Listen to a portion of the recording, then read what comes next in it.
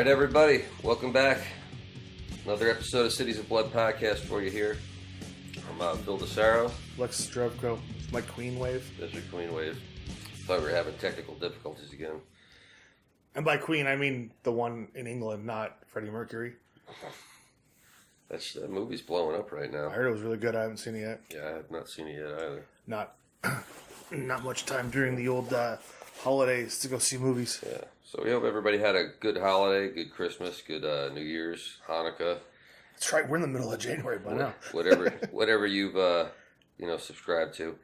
And once again, I think if you watched the last episode, you see we had a little bit of a giveaway on the last one, and hopefully by this episode we have a few more of these left.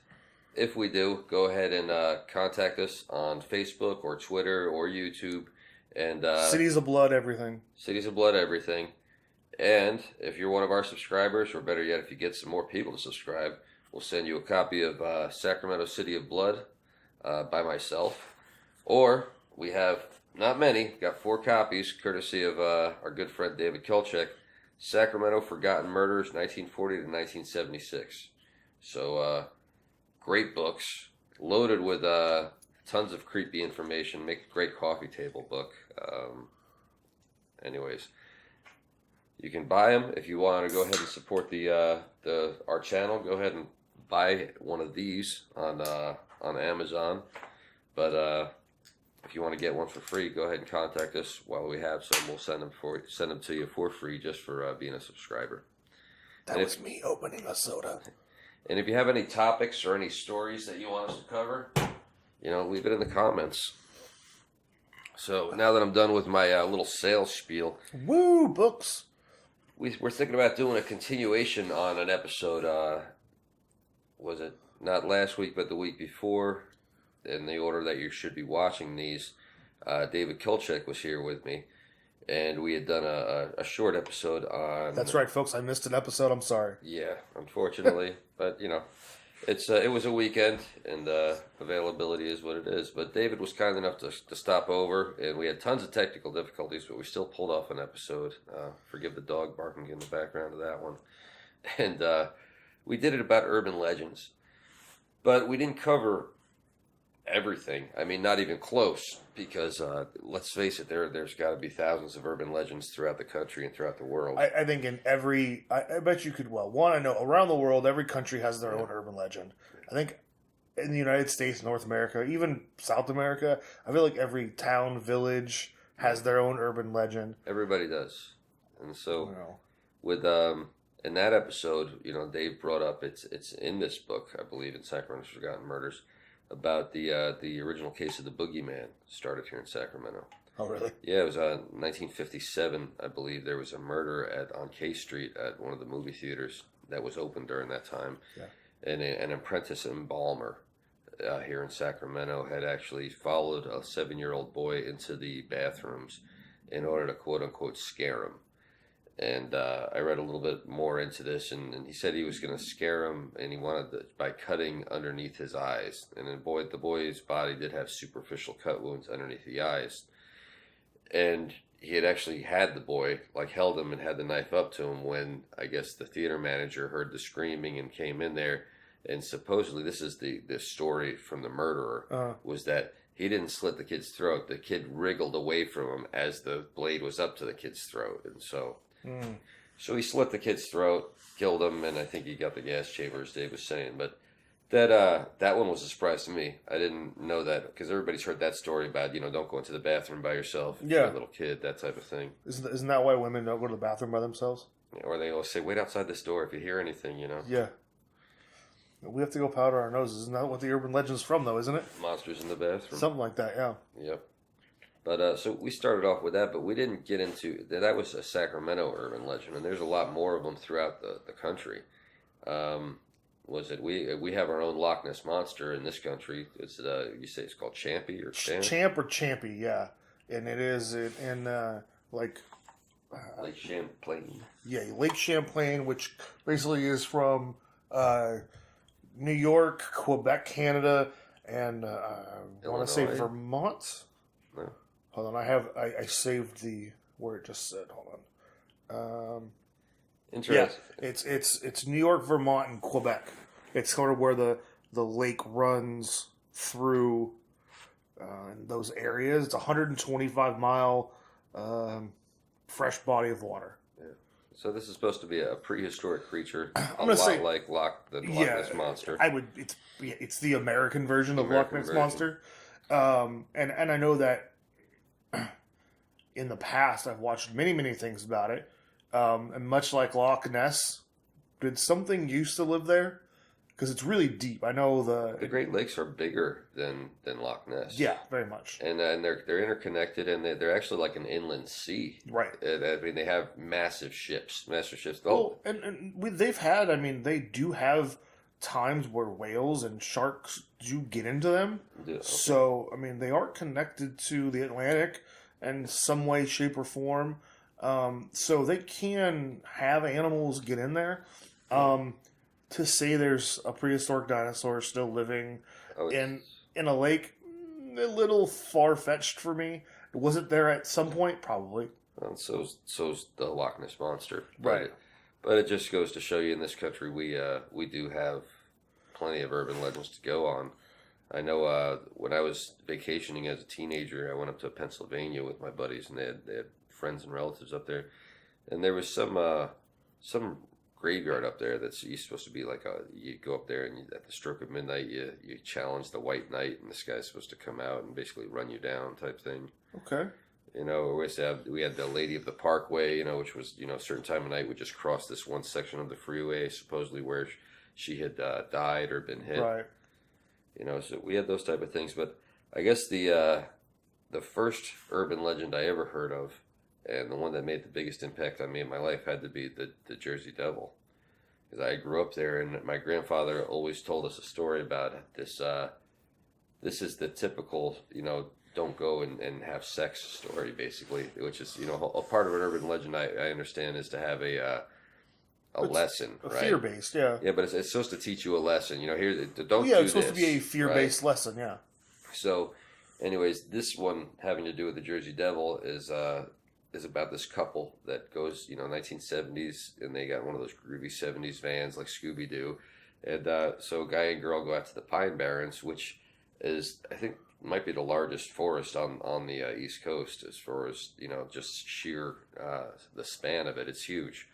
And it's a real creepy place. It's like silt. Is the Pine Barrens where all the mob guys bury the bodies? A lot of them. The Meadowlands are where everybody, you know, supposedly Hoffa's buried and all that type of thing. But the Meadowlands is where the Giants and the Jets played, right? Well, exactly where the Giant Stadium is. Supposedly, the old rumor was, and I guess this is an urban legend, is Jimmy Hoffa underneath the 50-yard line, type thing. The reality is that we think he was cremated because the mafia owns funeral homes. Yeah. So but back to the Jersey Devil thing. Guy and girl go out to the woods. They go because, you know, he's got a van and they want to screw around. And so they're smoking a little weed and having a little fun, getting freaky, and all of a sudden they hear like the scratching on the roof, right? Mm-hmm. And, you know, she's like, "What's that? What's that?" "No, nothing. You know, probably just branches." Next thing you know, it's more like a thud type thing. "What's that?" "Oh, nothing." You know, so basically, stupid thing, you know, let me go out and check, right? Because he's, you know, the big strong man. He's going to protect his girlfriend. And literally, as he, like, goes to open the door, you don't see the beast. He just gets, like, pulled out of the door. And you just see his head, you know, she sees his head rolling down the windshield type thing. And she stays in the van, never leaves. And supposedly, like, 2 days later, the cops find her in the van, catatonic. And, you know, his body is just like, you know, there's limbs and trees and everywhere kind of thing, and the prints are always supposed to be like some type of giant goat / thing, but I've also read stories after that one that my grandfather told me that the footprints were sometimes like giant mountain lion prints, which you don't really have a lot of mountain lion in New Jersey, but who knows, in the 30s they might have been there. But so creepy story. But what I find more fascinating about the Jersey Devil is that, one, there's a professional sports team named after it, right? The Jersey Devils. So I don't know unless is there a football or a basketball team or a hockey team that's called the Sasquatches or the Bigfoots anywhere? I'm sure there's probably like a minor league hockey team or something called the Sasquatch or something. but nothing major. The Yetis. Yeah, I'm sure. So, I'm sure some like B-level college is the. but these guys are Stanley Cup winners, Yeah, exactly. So it's I think that's the only professional sports franchise named after an urban legend. Off the top of my head, I would say probably yeah. I mean, The other. now, the Jersey Devil is supposed to be like a winged creature, right? It's supposed to be there's pictures and if I find one, or I'm sure I'll find one and put it up on here for you. It looks like a horse with like wings. Bat wings and like goat legs and just weird. It doesn't look like the thing to be able to walk or fly. Right. Very weird. And there was actually that painting, that famous painting, hung in an inn in New Jersey. Like I think it was along Route 9, or it might have been. God, I'm trying to think what that road is through the Pine Barrens that we used to take. But anyways, it was in an inn there for years, and the place burned to the ground. And the only thing that didn't burn was that painting, including so much as the frame around the painting burned. Right. Damn. So there's some creepy stuff. The other thing that's really neat about the Jersey Now, Devil, is that an urban legend or is that the truth? I believe that's an urban legend, but it's something like an urban legend tied to the urban legend. It's been put in books. Really? Yeah, it's been put in books. So I remember reading quite a bit about it too. What's interesting to me about the origins of the Jersey Devil is that it takes place around the Revolutionary War period of time. Mm-hmm. This is the 1700s. Is that when it first came about? Yes, and what it is there's a place in New Jersey called Smithville, and Smithville was a textile town community, that was colonized by the English, right? And maybe from the Cornish area of England, something like that. But anyway, this family called Leeds came there and settled there, and there was old woman Leeds, who supposedly had 12 children already. And I don't know, I think she might have been a widow. Yeah. And she had become pregnant with a 13th child. And she cursed it, supposedly. And the child supposedly came out normally, but as she gave birth and they held the baby up to the fire type thing, he transformed into this winged demon and killed the two midwives and flew out the chimney type thing. And it's been haunting and terrorizing the Pine Barrens of New Jersey ever since. Wow. What's really interesting is that they're, unlike Bigfoot or so many other ones, not only is there a sports franchise, but the Jersey Devil has a grave. There's an actual grave in the graveyard there at Leech Point in Smithville, and it has a headstone and a footstone. And what's interesting about the footstone is that it says "He lives again." And the name on the headstone isn't the Jersey Devil; it's the actual name of whatever that 13th child was, something such Leeds. Right. So, and it's an old headstone. It wasn't something somebody made in the 30s. This was when they did headstones and footstones. So this was a period correct 1700s headstone and footstone. So carved literally out of stone. The way they did them, they weren't super impressive. They were kind of thin and back then, but you could tell it wasn't some bullshit that somebody did in the 30s, because by the time the 30s came around, they were doing completely different styles. Right. This was very modest, but and I don't think I've in 42 years of life have ever even seen a footstone. So really, yeah, it's some of the older graves had them. Yeah, and his had one, but yeah, Leeds Point, old woman Leeds, and the 13th child, that was the Jersey Devil. And there was apparently an outbreak of sightings throughout like the 1930s in New Jersey, and they had pictures of like police officers with footprints, almost like the Bigfoot prints, right? But they're not, obviously a different shape. But I think that also leads me to another thing it's not an urban legend, it's a fact. Is that in New Jersey, in the Pine Barrens, there was a woman that was actually keeping like 200 tigers out there. What had happened is she became a tiger hoarder. Okay. Literally, she hoarded these magnificent creatures, and the area she kept them in, she had some property out there in the Pine Barrens, but it was like ramshackle as hell. Oh, really? I mean, I've seen the footage of it, and it was chain link fences and plywood and shit like that to keep tigers in. And what era was this? What year? This is in the 80s. Oh, the 80s. So this happened, maybe in the 90s when she got discovered, and they shut her down. And what had happened was she used to feed these tigers with roadkill from the Pine Barrens. And so her husband used to have this ratty old pickup and would like run around looking for roadkill on the, along routes, whatever, through the Pine Barrens. It's not Route 9. Haven't been in Jersey in 20 plus years, but Route 70. So yeah, somewhere out in Route 70, there's a lot of deer get killed, and he'd go and pick them up. And it's not unusual to see people do that, because I remember hearing even from my grandfather Chicky, who's no longer around.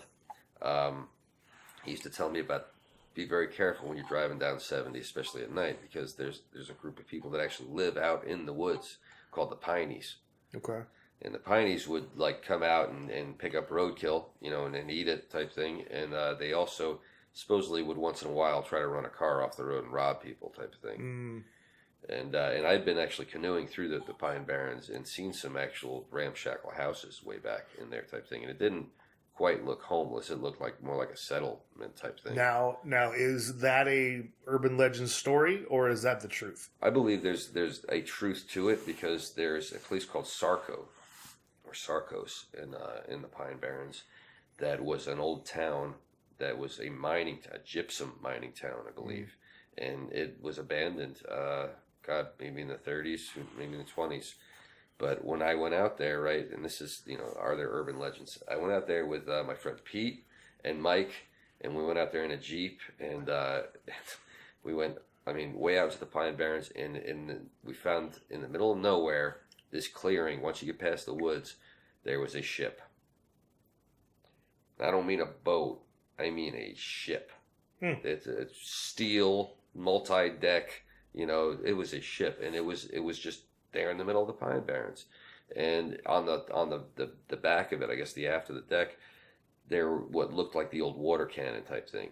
Okay. And apparently it was sitting in a dry lake bed, which was once they had filled up that area with water. Okay. And then were using that boat with its water cannon to actually, I guess, literally strip mine the area for gypsum.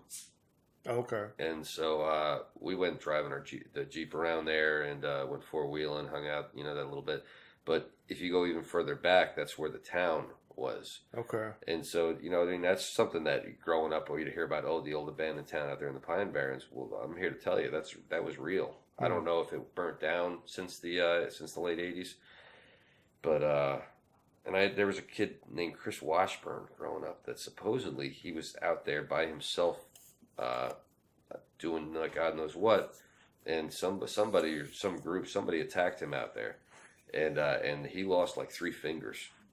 They came, I don't know whether it was shovels, machetes, somebody tried to kill him out there, and he managed to get away and drive himself to the emergency room. Wow. And that's hairy shit, whether it's the mafia back there, whether it's Piney's back there, whether it's the Jersey Devil back there, it's not the place you want to go hanging out by yourself. Right.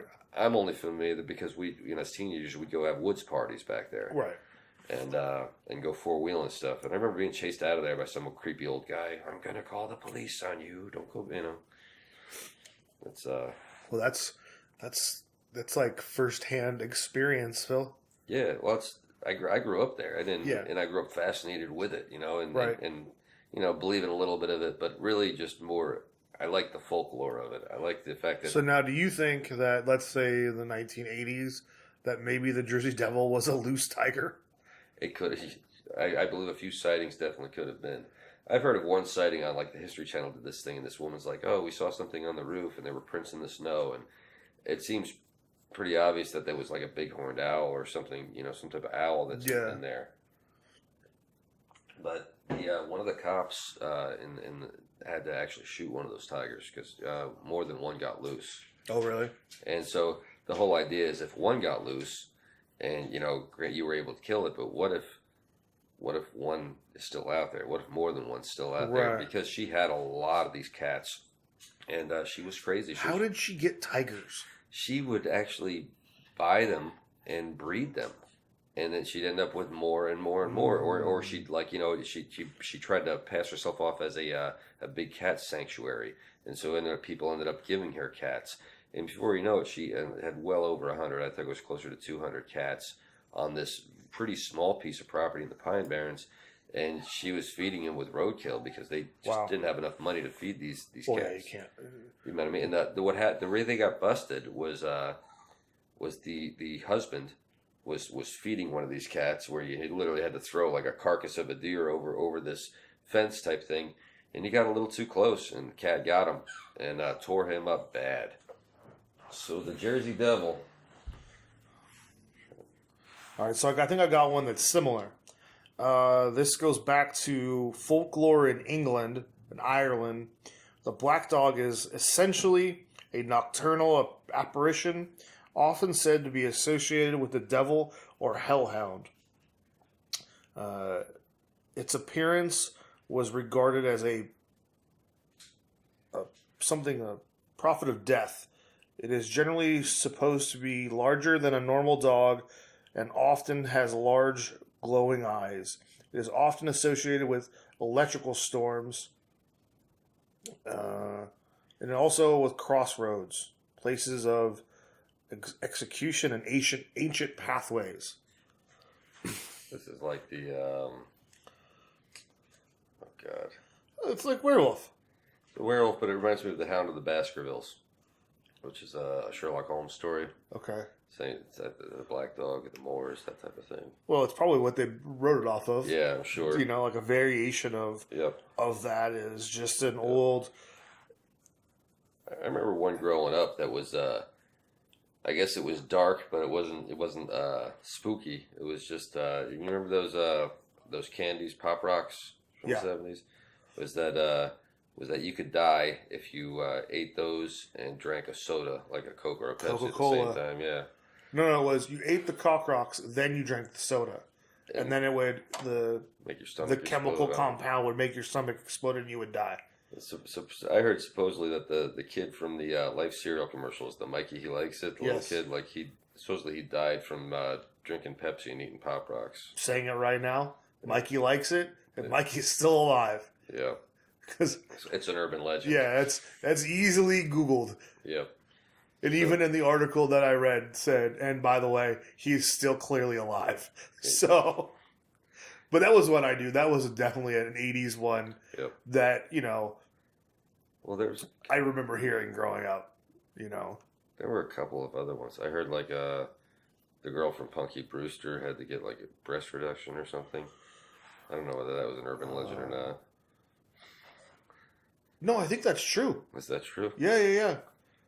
It's not to laugh at that thing, but it was the weird shit you hear pre-internet. Well, yeah. I'm trying to think like, the crazy grapevine back then and how you were able to hear things like this. Well, I just think I think, for all of us who are old enough, well, I guess the show's still on, but before TMZ, there was Entertainment Tonight. Yeah. Yeah, there was. And that was very controlled by Hollywood. Yeah. Because, we're on the set of Indiana Jones. Yeah, from 2 years ago. Yeah. But the movie's coming out, so they're having clips of it being shown. Yeah. So it was just a very much way. But yeah, I do believe the girl from Punky Brewster, whose name I don't remember, did have some sort of. Is it Soleil Moonfry? Something like that. I think. Maybe. Because I used to always get her and Blossom mixed up. Blossom? Yeah. Oh, maybe that's... Miam Balak? Yeah. That sounds like another weird name. Yeah. Well. Sorry. It's Oh, from the Today Show? Yeah. Hoda.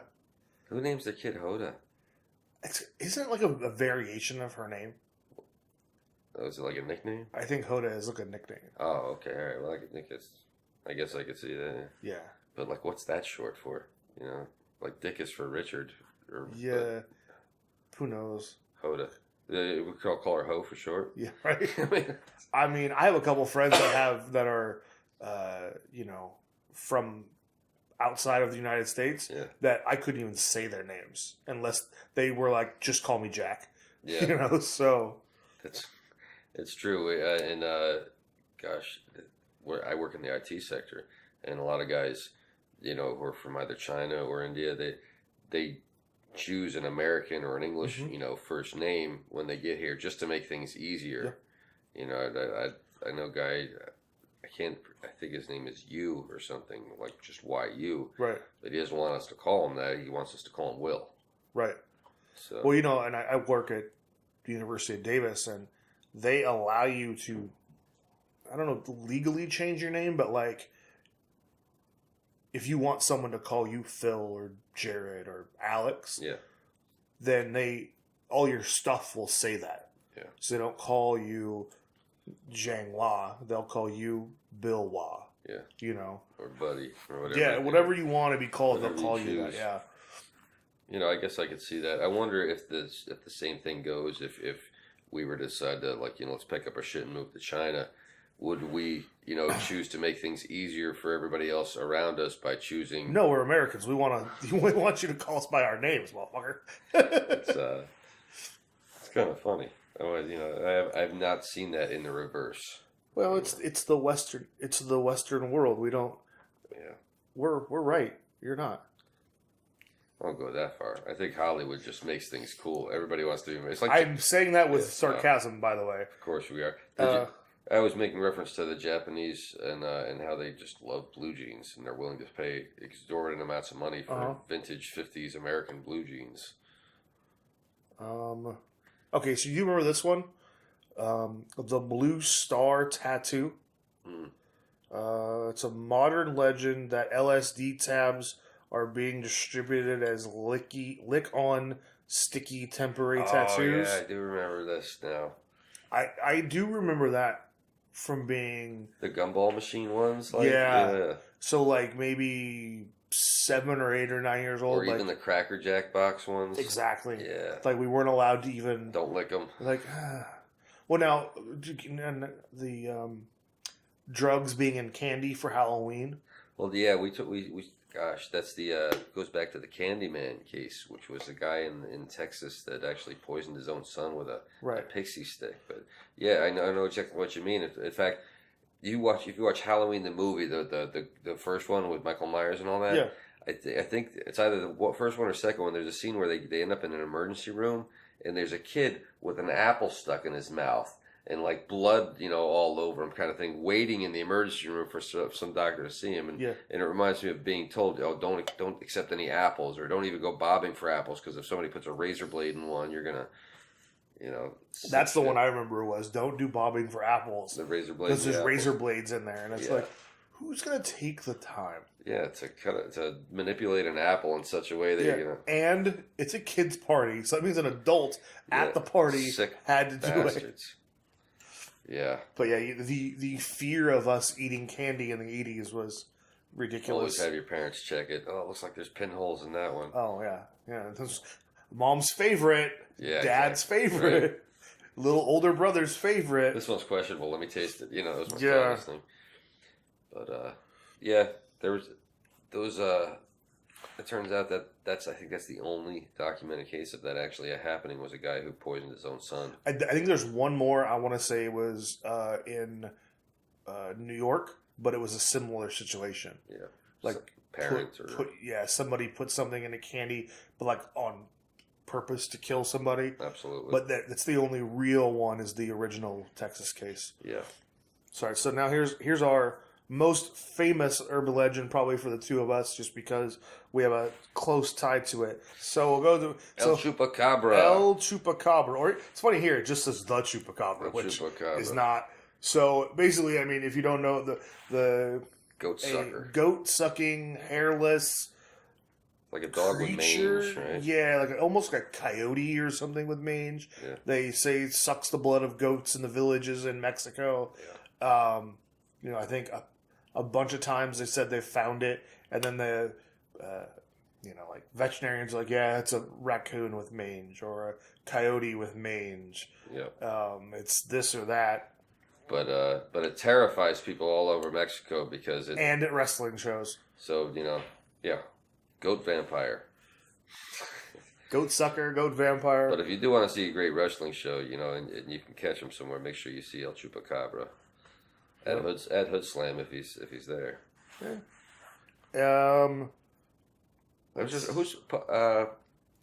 We were talking not to take you off topic, but the killer clown thing. I think I talked about with Dave a little bit, and we were saying that was based originally on John Wayne Gacy. Yes. And Pogo took his character from Gacy's clown character, right? I think that's what it was from. Yeah. Is Pogo the name of Gacy's clown? Is that the I'm not a okay? I'm not a Gacy expert, but I'm sure it probably is. All right, I'm gonna get off my butt and actually look this one up after this one's over, so I can throw that on the screen for us. Because I know that the look and the makeup were all very intended on being Gacy. Yeah. So yeah, back to your list here. Let's see. This one, cow tipping. I've heard of that, but I've heard of two terms for that. Sneaking up on unexpected sleeping upright cows and pushing it over for entertainment. Apparently that doesn't happen. No, but I've heard the cow could break its ribs, things like that. I also think it'd be really hard to move. Yeah, an 1,800-pound cow. Yeah, or even if it was 900 pounds, you'd need 5 people to do it. Well, that's what is the other thing? And also, the minute you touch a cow, it's going to wake up. Yeah. Or even come near it. Really. Yeah, you're not going to sneak up on a cow, no. And you don't want a cow headbutting you. No. I've heard it. I've also heard that term used for another thing that's less polite, and that was at the end of the night in a bar when there's nobody left, and there's you got your beer goggles on. Yeah. You go cow tipping. So we always called that a slump buster. Slump buster. Oh, yeah. That's a term that's it can't be. It's an old baseball term that you get a hit. I don't know if he's in the Hall of Fame or not, but a guy played first base for the Cubs and the Diamondbacks, Mark Grace. You go to the bar, you get as drunk as possible, you find the biggest, fattest, grossest woman in the bar, and you bang her. He goes, the next day, you go 4 for 4 with a home run, an RBI. That's terrible. Of course, he said, I had a lot of slumps in my career. So he's the slump king. But the slump buster is true. In my world, it's always been true. Yeah. I'm trying to think of some other urban legends that I grew up with.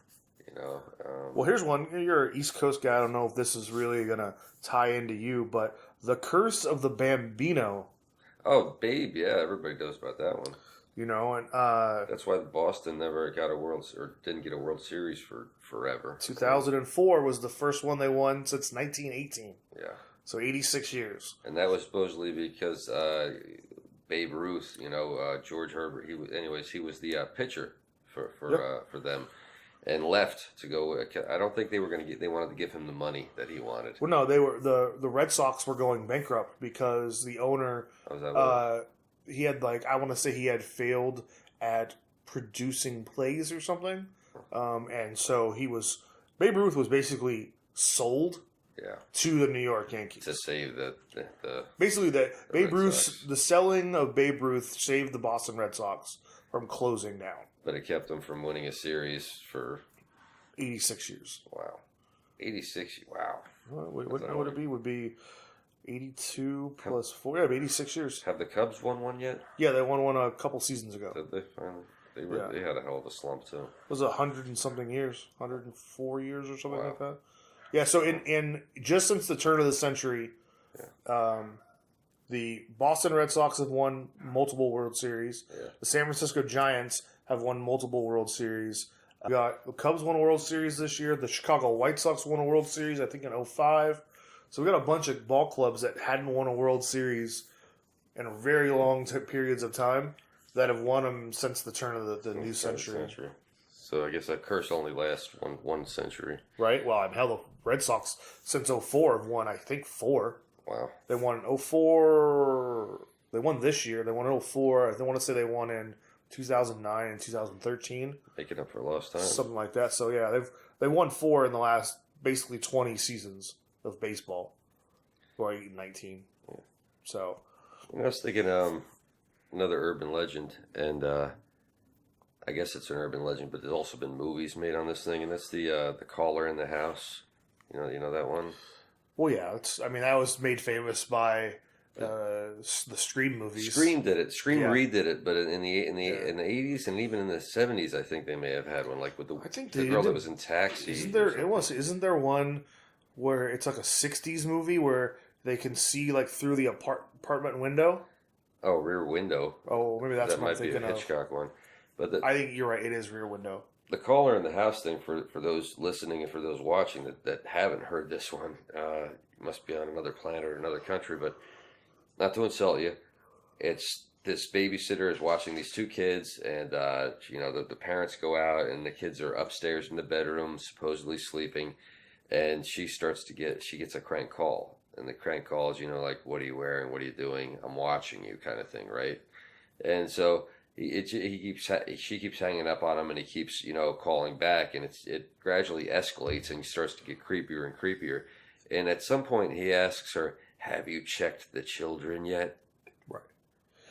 And so by the way, this could only be done in modern times. Yeah, or before the internet. Well, no, because you got to think about it. To have a phone, you'd have to have two phone lines in a house. Yeah. To call the other number. You're right. So this could only be done with cell phones. So you're right. No, and this was before the days of cell phones. So this would have been an affluent house. Somebody who had more than one. Right. Line. Dad was a therapist and had a phone line in the house. Or I mean, honestly, when I was a kid in the '80s, like my teenage aunt, one of the big things was for her to get her own phone line. So she could yap to her girlfriends and boyfriends all the time. But back to this whole thing is that the police call, or she calls the police, right? And the police are like, okay, this is how funny and how bullshit the story is. The police say, go ahead, and keep him on the line next time he calls you, and we're going to try to trace the call. Right. Now, we know that in real life it takes a lot more than that to get some type of phone trace. You don't just call up the police and they say, oh yeah, we could do that for you. Right. So, but it works for the story, and anyways, so that they literally, they try calling her back frantically, and then when they finally get a hold of her, they tell her, the call's coming from inside the house. Get out of the house. The call's coming from inside the house.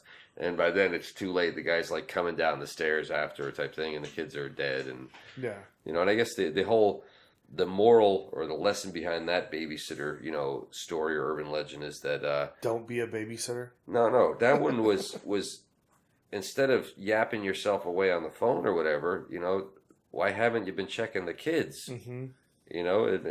Well, again, it's all fear-based. Yeah.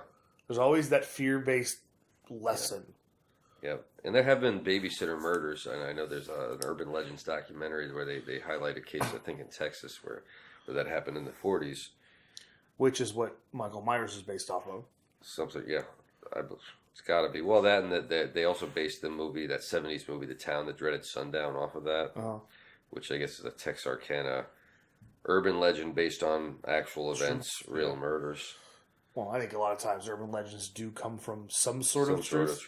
It's like the other kind of adding to it is the car seat, the killer in the backseat. Killer in the backseat. You I love that one. The tailgater flashing lights, or the tailgate even bumping you while you're driving. So the woman's in a panic and she thinks somebody's trying to run her off the road and hurt her and everything else. And she gets home and the guy lops her head off right then and there in the front seat.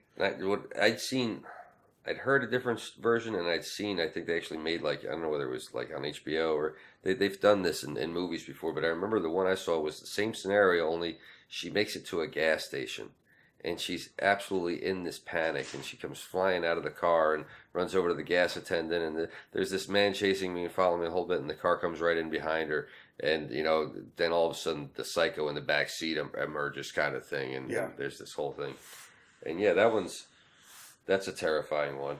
I haven't thought about that one in a long time. Right.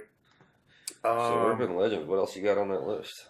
One is Slender Man, but I don't really think Slender Man is a modern urban legend. Yeah, it's only like 10 years old. But there's actually a little girl, or two little girls that tried to murder their friend because of Slender Man. Right. And I'm not sure if they have been tried yet, or if they have. I'm not sure what the outcome of it was. Yeah, but I don't know.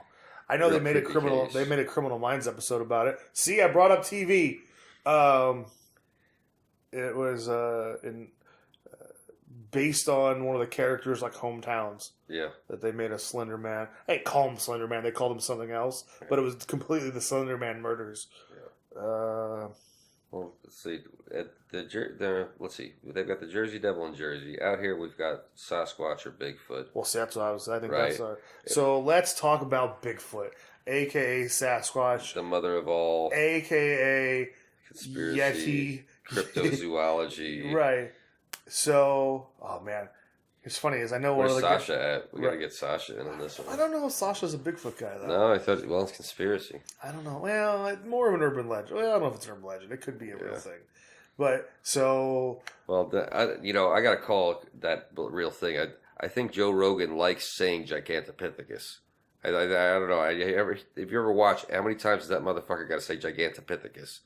And it's you're right. Okay, there could have been a gigantic fucking ape back during the last ice age, but it doesn't mean anybody in modern times. Especially, I think the first sighting was like 57 or 58, or where they had the footprints show up. And I mean, and the son of the guy who did that, Gerald Crew or something like, his kids came out later and said that it was a hoax. The one that his father had done the prints, and those were the first prints for the thing. So I don't know. And then, but everybody likes to throw back, oh well, the natives called it a Sasquatch or a Yeti, and so it's not just the white man's history; it's the natives' history, and so somehow that has more credence to it. But they've went to the Himalayas. They've stolen, supposedly the Sasquatch hand or the Yeti hand, and they've taken clippings from that hat that was made out of goat's fur that they said was like the scalp of a Yeti, and it's. I feel like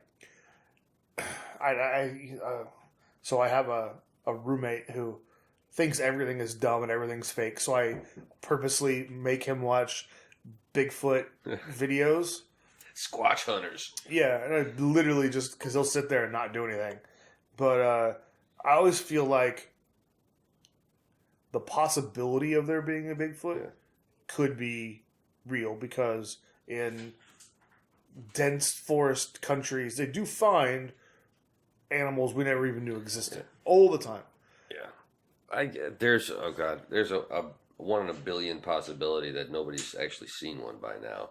I do recall a case in the 1800s where there was supposedly a young Bigfoot caught and given a name and all that type of thing, and I don't recall quite how that story ended with it. What I think my favorite urban legend, and this is, I guess this would, if there's an urban legend part about the Bigfoot besides the whole story itself, this part cracks me up, and this is the theory that somehow they can make themselves invisible. Right?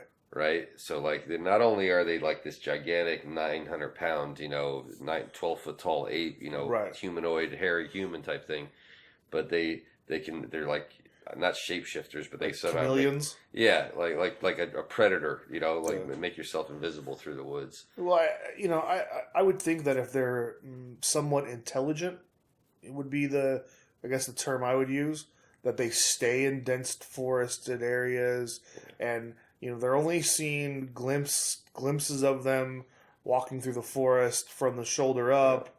And I've seen a few things where I go, okay, that could be something. The only thing that makes sense to me, they would have to be intelligent enough to know how to bury their dead, or at least hide them, because. I mean, and that's the theory, though, is that they are intelligent enough to bury their dead. Because otherwise, I mean, the odds that a car hasn't hit one of them by now. Right. Everything gets hit by cars. Right. There's so many roads going through the U.S., through all that type of shit. Yeah. I can't imagine. Hell, Harry and the Hendersons, isn't that like the whole... The purpose, plot? Yeah. He gets of the movie, Yeah, he gets hit by a car. And then I think there really was a guy who, like, some idiot who dressed up like Bigfoot, went out and jumped in the middle of the road somewhere. Didn't we talk about this? No. And then some girl ran him down. Like he was, scaring somebody off the side of the road. She ran his ass over. But, it's just one of those things where, would it be cool to finally be like, yes, there are Bigfoot, leave them alone? Yeah. Cool. Is it real? What are the odds? I mean, there are things that... California grizzly, we've made the grizzly bear extinct in California, right? Right. Since, I don't know, maybe the 20s or maybe end of the 1800s type thing. But at one time when you came here, they were all over the place. Right. And Elk Grove was named because of elks. Apparently, there used to be elk running through Sacramento here. Yeah, there's no elk in Elk Grove. You see no elk anymore. No. not in 100 years probably. And so it's, I believe, yeah, that if there was a time when you were going to find something like that, it would have been during the gold rush. Right. You know. You know, I think there's that theory too. Even who was it? Teddy Roosevelt wrote in one of his books about Bigfoot. I'd heard, I forget the details of his story, but I think there were some other miners too that supposedly were besieged by like a troop or a group of Bigfoots that threw rocks at their little shelter all night. Yeah, you know, and I think it just becomes one of those things. Like I was watching a Bigfoot, you know, thing. Well, the video was very convincing. Yeah. Like the guy was like, I'm in my tent. You could hear things. Yeah. Like, and he had like a camera in his car, like just sitting there. Mm-hmm. So there was no like view. It was more of like a recording. Yeah. Well, how do I know you weren't making the noises on your car? Yeah. And things like that. But it was like, it was up until that point. Yeah. It was like, now I don't believe you. You know? So it's always, for me, it's always like 50-50. Like, cool, I'm down. Yeah. If there's really Bigfoot and there's this beautiful creature that we leave the fuck alone, great. I know how good hunters are.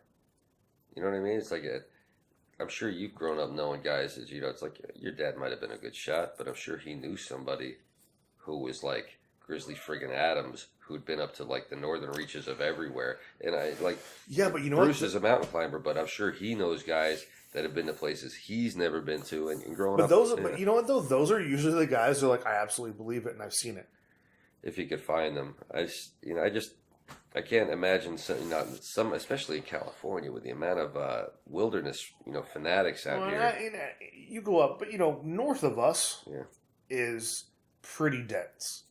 Yeah. When you get 2 hours north of us, you still got 4 hours to get to the Oregon border, and there's no doubt. I'm just saying it's, you know, just like in New Jersey when I remember some hunters got busted. I mean, clearly somebody had 200 tigers in the forest and you didn't know about them. Well, it was a homestead, you know. So I mean, and the neighbors, you know, they knew and they called the police, but it's, you know, it took years for anything to really happen and an incident to really happen for that. But you know, have you seen, you know, it's illegal, but I've heard hunters, you know, you would line up in Jersey and go almost not arm in arm, but basically create a line, go through the forest and push all the game out to like a clearing, and then guys would just have a pot shot and shoot anything that comes out of it type thing.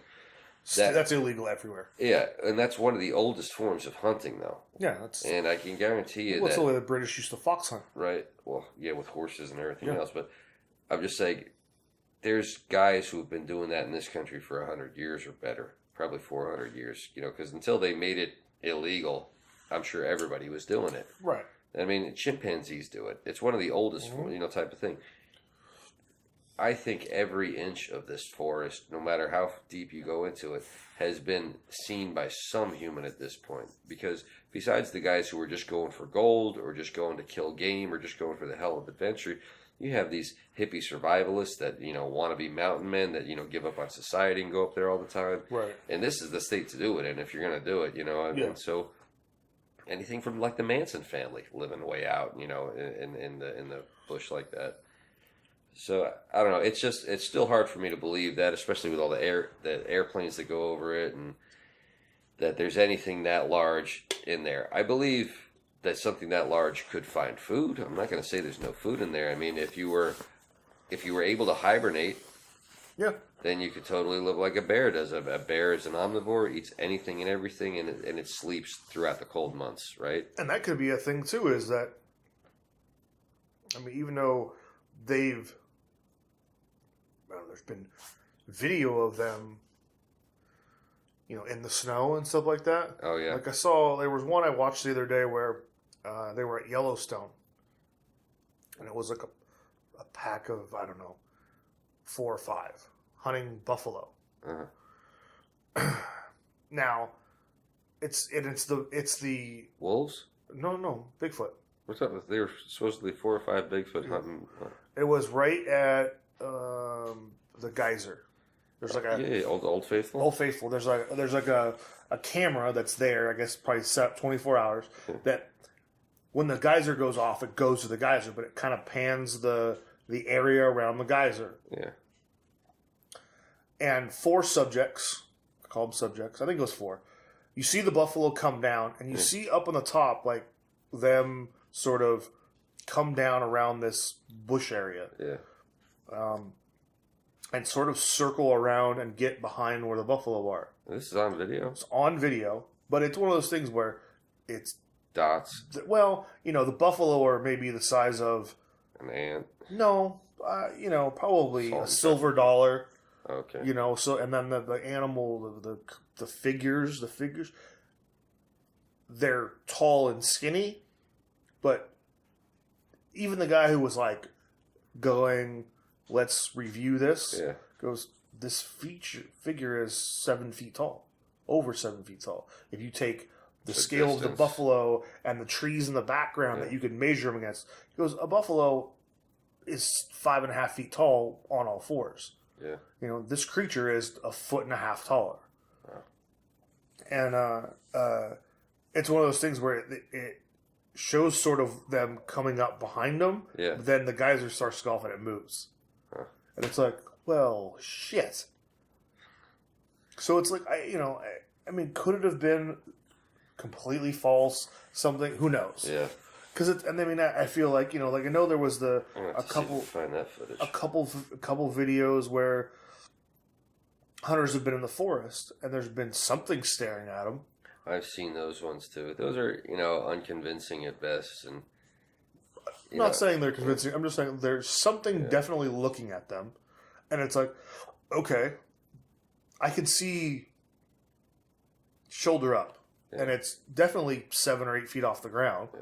But was it put there? Was it really something staring at me? Is it one of their buddies in some type of costume, right? And they're shooting it at the right angle with the right grainy exposure to right? Or like there was one. It was like and actually, guys who were kind of famous YouTube hunters. Yeah.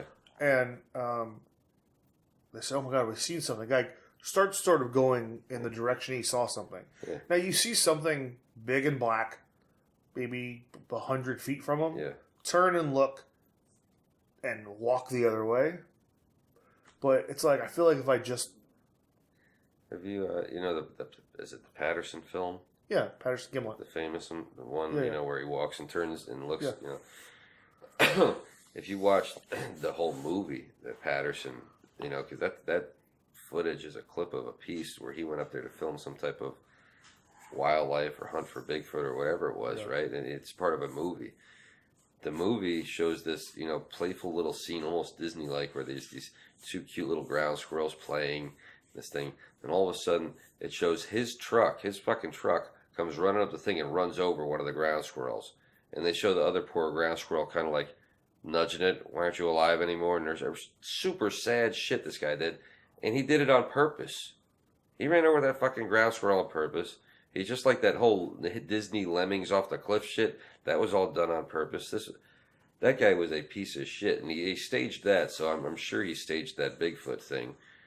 It's although it is a great shot. I mean, I have to admit, it's great footage. It looked great growing up on. And it's one of those things too. The Patterson Gimlet film has baffled even. It baffled idiots. What do you call it? Scientists and I know these guys. No, that can't be a suit. Look at the way you can see the muscle definition and the musculature of the animal. They're actually walking, and look, the arms are like down to the knees and all this other type of shit. And I'm like, I have seen basketball players up close before. If you throw them in a suit, they're gonna look a lot like this. And it's like I said, if he hadn't faked that whole thing with the ground squirrel shit earlier in the film, I might have given him a little more, credence into it. But at that point, I'm like, this guy's just a filmmaker.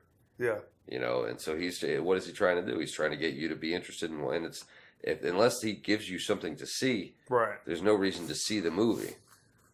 So that's. But then, okay, so now how do you explain that? And I think just about every Native American culture. Yeah. Well, this had a Sasquatch type character, and this gets back to Joe Rogan's favorite word, Gigantopithecus. Yeah, is that apparently there was a creature, and this is what's funny, is they can only prove that this creature existed by a tooth. Right. They don't have a full skull or a skeleton or anything other than a gigantic molar that was found in China, of all places, that says that there was at one time an ape-like creature that was 9 feet tall or 12 feet tall, just something enormous like that. Right, big as fuck. So there is that possibility that the memories that they had, the things that they've kept in their culture, are so old that you're going back 100,000 years, right, 200,000 years, and almost like a collective memory. And, or maybe somebody's been carving that same image for the past 200,000 years. Right. And that image has become part of their culture. There's also a disease where human beings can be covered like 90% of their body. You've seen, the dog-faced boy, that type of stuff. The Wolfman disease, I can't think of the name, but God, it's like what's the opposite of alopecia or whatever the hell. Right. So anyways, there's that disease, and most people think it only happens in Mexico to circus performers, but it I'm not trying to insult anybody by saying that, but it does happen in every group of people. Right. And so I believe that, especially back then, if you were to have, let's say you were a Native American and you're living, in pre-Columbian time period, and you have a child that comes out completely covered in hair. Right. You might end up being an outcast It's called genital hypertrichosis. So if you're born in a time period that's very superstitious and you have a child like this, you have a choice as a parent. It's, kill your child, basically, like the rest of the town probably wants to, or you hide the child, or you leave town, you do something else. And so I could see where, a lot like the Jersey Devil story, where, this is another part of that story, is that supposedly the mother had survived and she had actually cared for the Jersey Devil. And or that there was another story where another couple in the Pine Barrens, like an adopted couple, actually cared for him over the years, type thing. Yeah. So I'm thinking the same thing could have happened out here, where you had a child born with that type of disease, a young male, and the mother had to either leave the village or hide him away somehow. Right. But somebody's going to see him at some point, and if they don't recognize him as being human, right, then here's this hairy creature. Right. Here's the wild man. Right, the wild man. So I believe that's how it happens. There's also been cases of children being cared for by wild animals. The wolf sisters of India. We've seen where in the zoo when a child's dropped in, the gorilla goes and protects the baby. So isn't that the Tarzan story, right? Yeah, Tarzan. Wasn't there another Indian one where the boy was raised by tigers or something? The Jungle Book. Yeah, that's where the Jungle Book with Mowgli. So, there's a lot of different explanations for how, and I think too, legend could have happened. When it comes to Bigfoot or Sasquatch or Yeti or whatever we're going to call it, yeah, until something is found, it's always going to be an urban legend. Exactly. Until we have a body or a living specimen, right, it's just it's just an urban legend. Because you want to talk about stopping the world. If they ever found a living Bigfoot, that would be the biggest story ever. Maybe it'd be huge. It would definitely. It would be another one. Like the only thing I kind of say it would be like King Tut's tomb when it was discovered. King Tut's tomb was such a big story when it was discovered that we're still talking about it today. There's never been another. I think they found the silver pharaoh in like the 70s or maybe in the 40s, but there's never been an almost complete royal tomb discovered with that much finery and everything still intact. No, I wasn't a tad before my time, but I still think that there will definitely be. Oh, welcome, Julio, everyone. Julio's making his appearance on the episode. Hi, buddy. The camera's that way. Look, the camera's this way, Julio. Yeah, so what were we saying? I'm just saying that as far as story-wise, I feel like you would have CNN, MSNBC, Fox News, Absolutely. every single, and I'm just, the BBC. Yeah. Well, you would, but to be fair, any big news story, you have that for at least a day. Yeah, the difference I was saying would just be the staying power of the story. It's not something you'd be talking about one day and then the story's over. We'd be talking about this for years and years, and like the King Tut story. Everybody's still talking about the damn Egyptians because of King Tut.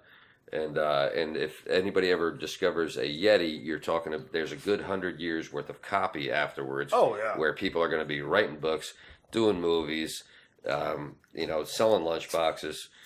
Well, I mean, I think that's already being done, but I just feel like though that'll be the biggest story, definitely of that year. Probably of the century, yeah. Because I mean, because then it's going to be, well, where's the other one now? Is there really a Yeti? Is there really a well? That's the sad thing. Abdominal snowman? Do you end up with the last of its kind? Right. And in that case, that's like a terrible tragedy. Then you end up with like the passenger pigeon story or things like that. Yeah. But I think again, with Bigfoot, it's an urban legend, yes. Yeah. Could it have been something? I think yes. And look, it's Mowgli Shmooly. Oh my God. We're being invaded by the pets. Being invaded. They found a way out. I think they're like, all right, it's time to end the show, fellas. Yeah, I think they're trying to give us They're giving us hint. They're waving the pencil. So, all right, well, I think we spent enough time on urban legends again, but who knows? A little bit of a lighter episode than the last one. Yeah, we needed a break after that the pedophilia ring episode. Hey. So yeah. Well, yeah. We're our producer Julio is telling us that we need to wrap this episode up quickly. He's wrapping it up. We apologize to everybody on Apple for the animal noises, and anybody who's watching. Thank you. Anybody who's listening, thank you. Please subscribe. Please click like. Please tell your friends about it. If you want a free copy of these books that we have here to give away, make sure you send us a message. And thank you again for watching. We'll see you next time. Bye.